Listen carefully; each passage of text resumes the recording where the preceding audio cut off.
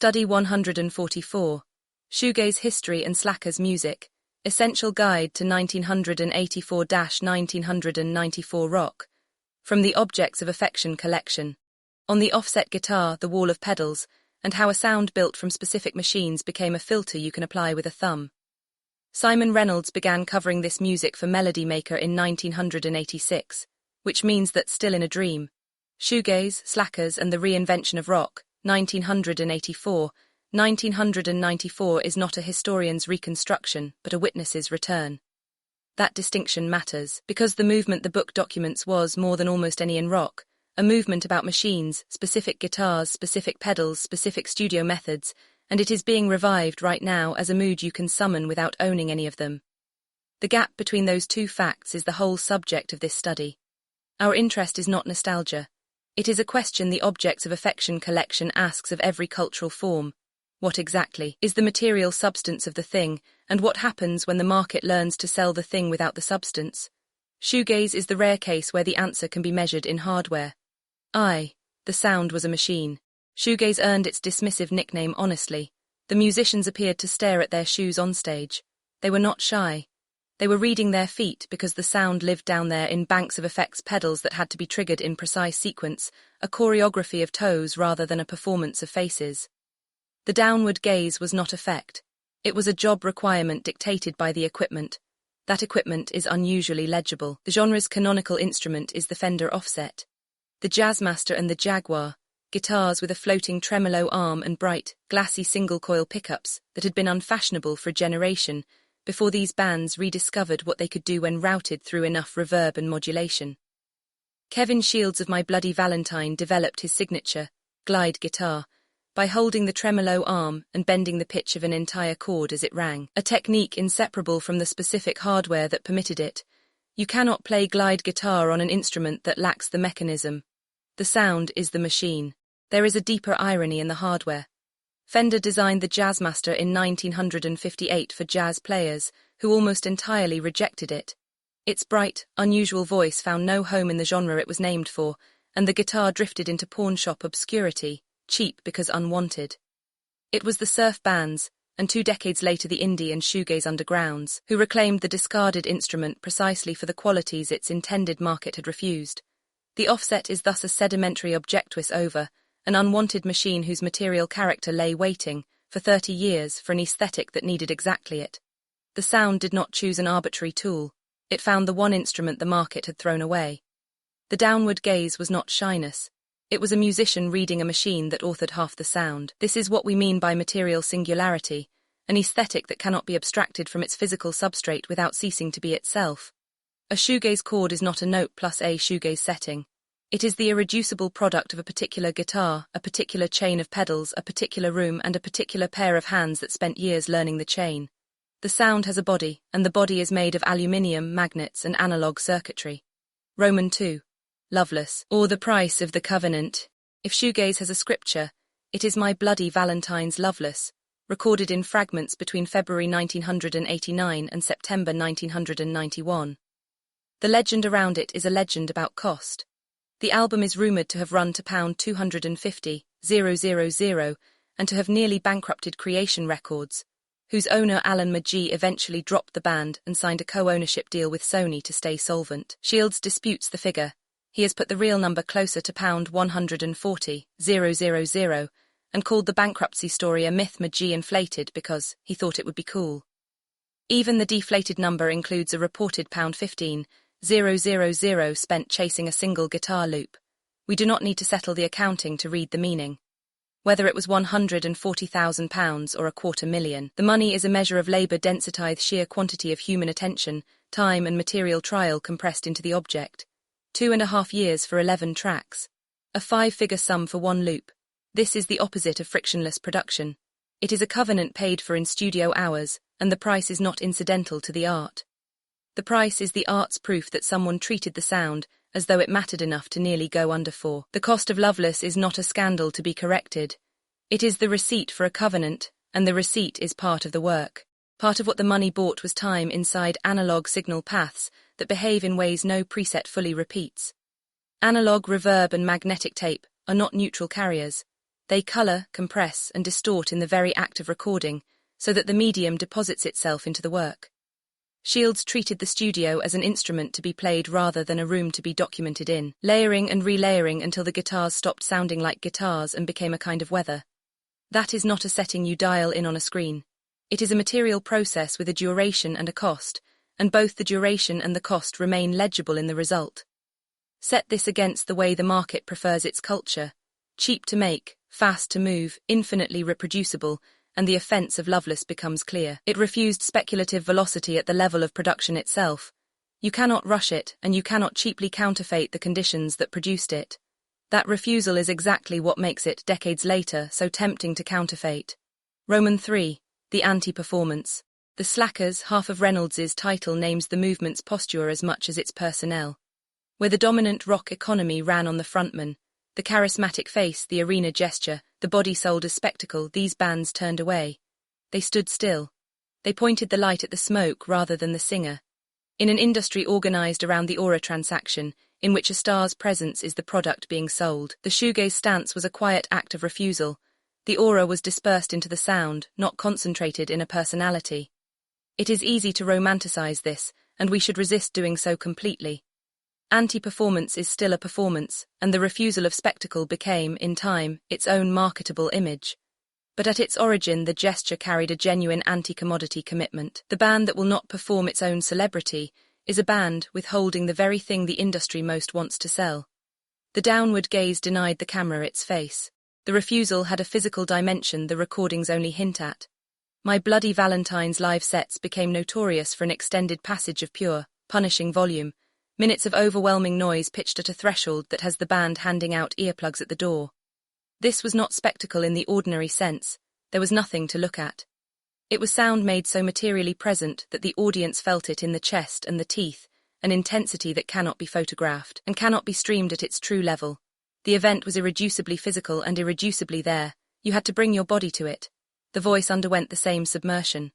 Where rock convention pushed the singer to the front and the lyric toward legibility, shoegaze buried the vocal in the mix until words dissolved into another band of texture, the human instrument processed like any other. In the Cocteau Twins, whose shadow falls across the whole era, Elizabeth Fraser often sang in what was effectively an invented language, shedding the semantic burden entirely so that the voice could become pure material sound. Meaning was not the point, presence was. What the era offered instead of a face was an environment, volume, texture, and light as an immersive material condition rather than a backdrop to a star. The nearest thing in our own archive is the account of standing inside light as a physical presence rather than looking at an image of it. Shoegaze wanted to do to sound what that does to light, make it a room you enter, not a thing you watch. Roman 4. Reynolds and the Retromania trap. Here the study must turn on the book itself, because Simon Reynolds is not a neutral chronicler. He is the critic who gave us the word retromania, his diagnosis of a culture addicted to recycling its own past, unable to generate a present that is not a curated reissue of something prior. For that critic to write the authoritative history of shoegaze, at the precise moment, shoegaze is being revived as a retro aesthetic, is a knot worth pulling on rather than smoothing over. An authoritative retrospective performs two opposite functions at once. It is an act of narrative permanence. It fixes the movement's meaning, honors its labor, keeps it from being forgotten. And it is, simultaneously, a step in the very reification it might wish to resist, converting a lived and once oppositional practice into a canon, a reading list, a set of records to acquire. Our own reviewer flagged this tension in the source material, and it is real. The same book that preserves the covenant also packages it. There is no clean way out. The honest move is to name the knot, not to pretend the historian stands outside the market he describes. The revival as hollowed object now to the machine's afterlife. Shoegaze is, as of this writing, enjoying a broad revival, a wave of young bands and, more tellingly, a flood of short-form video in which the aesthetic circulates as a mood, a hazy filter, a reverb-drenched 15 seconds, a tag. This is where our framework earns its keep, because the revival is not simply shoegaze returning.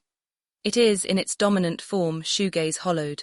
The hollowed object is the form from which the substance has been drained and replaced by its own signature. A shoegaze preset, the reverb, the wash, the slowed vocal, delivers the signifier off the sound while shedding everything that gave the original its density.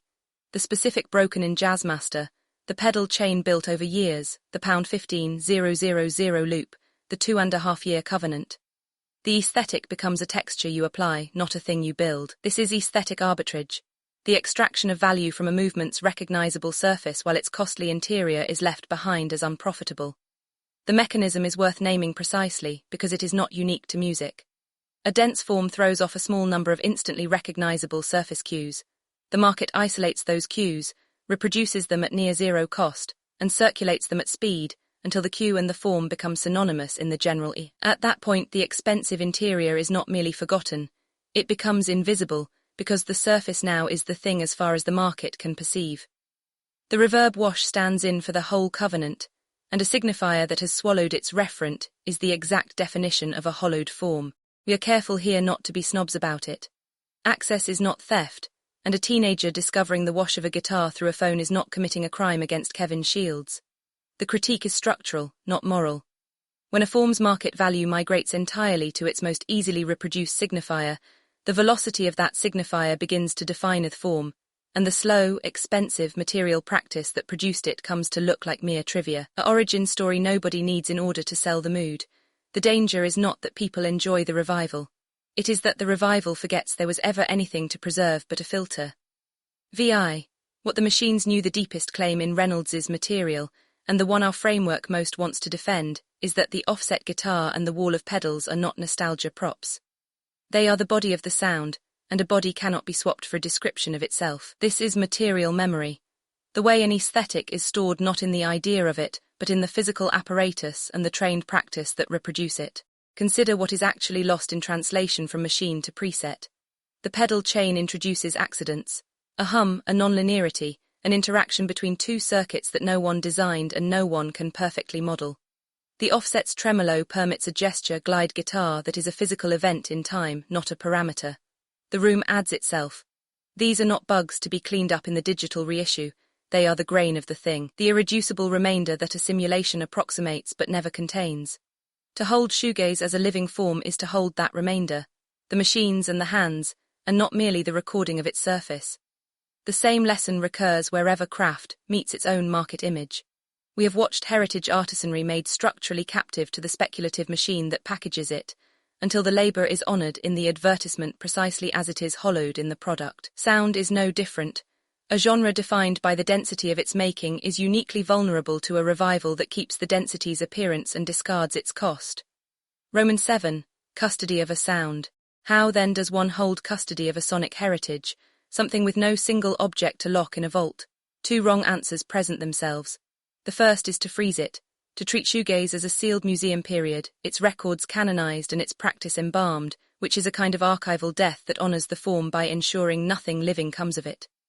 The second is the revival's answer, to flatten it into a preset, infinitely available and materially empty. The custodial path runs between them, and it is a matter of preserving practice rather than merely product.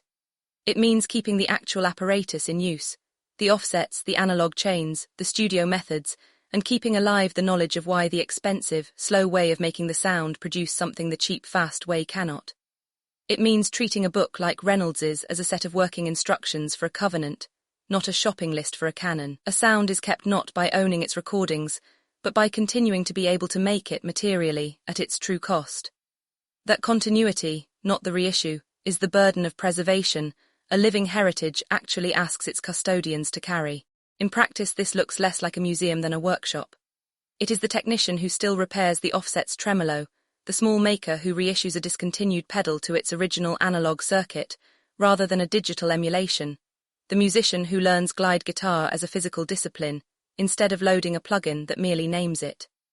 Custody of a sound is distributed across everyone who keeps its means of production alive and in tune. Lose the practitioners and you do not lose the recordings, those persist, but you lose the capacity to make the thing new, which is the only form of preservation a living art can actually use.